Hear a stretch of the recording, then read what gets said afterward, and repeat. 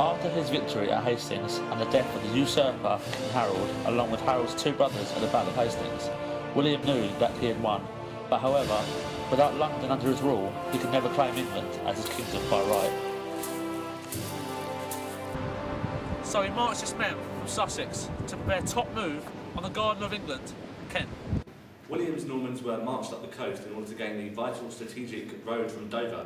This was important because from there he could then capture Rochester, which is a vital city on the banks of the River Medway, and swing around from there to capture London. William believed that this would give him the strategic advantage so that he could then pursue London itself and capture this vital city.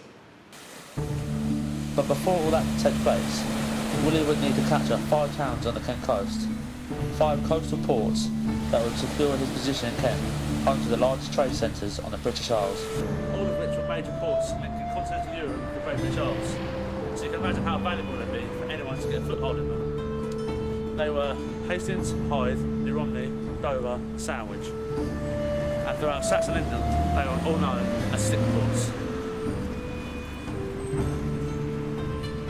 So the stick ports were also of very high value, not only in terms of trade, but also they gave William an opportunity. Once he tried to capture London, if he failed, then he could come back and they would provide a place of refuge for him. The ports of Hastings, New Romney, Hythe, Dover and Sandwich were the biggest of the Kentish ports.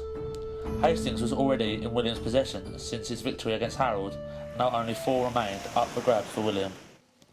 I have come here to meet with a local historian who has agreed to meet me to discuss the origin of Kent's motto.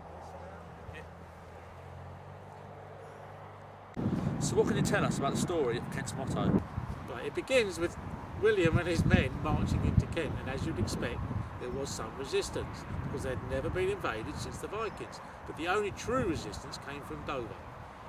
So what can you tell us about the garrison at Dover? The garrison at Dover was a really, really small garrison just designed to defend the port. And when William and his army came marching in, they decided not to defend the port.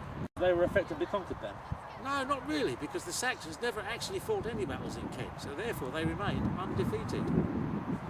Thank you very much. The motto came from the peasants of Kent, grabbing their sticks and yelling, "Invicta, Invicta," warning off William and his Normans on their march to London. In Latin, victor means undefeated. The fact that the Norman conquest never officially conquered Kent is an interesting story, but nevertheless, within the month, William was in control of the most vital ports on the Kentish shore, including the port of Dover, which today still stands as the biggest port in the southeast and a vital naval connection to Calais in France, thus the mainland of Europe. Looking out from the cliffs here, on a much brighter day, you see right across the channel, all the way to Calais. Even today, the view from here is a sight to behold.